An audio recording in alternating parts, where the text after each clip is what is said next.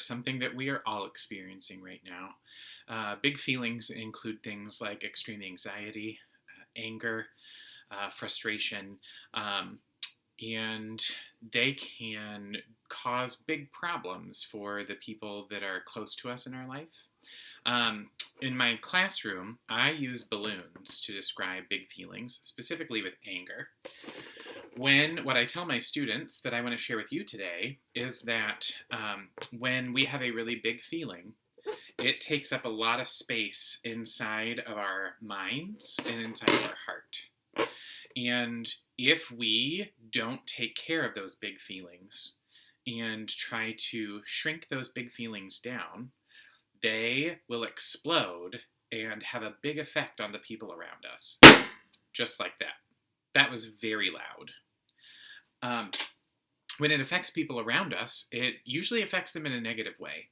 There are always consequences to whether or not we choose to take care of our feelings or not.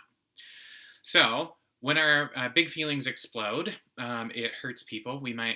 Your explosions might look like calling names, or screaming, or raging, or breaking something, etc.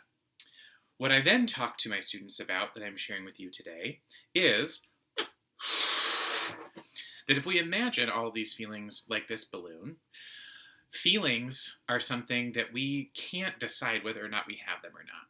They are just a result of what's going on with outside stressors that cause feelings on the inside.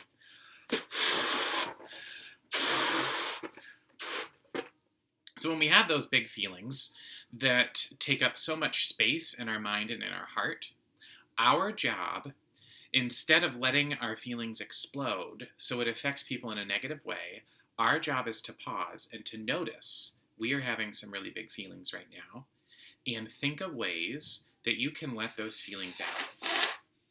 Just a little bit at a time.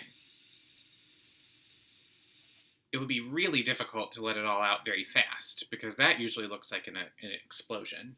But if you take time to let those feelings out, and we shrink them, we can make them more manageable. This is not a guarantee that these feelings will stop and that we will no longer have any anger or anxiety or frustration. But what it does do is that it shrinks it, little by little.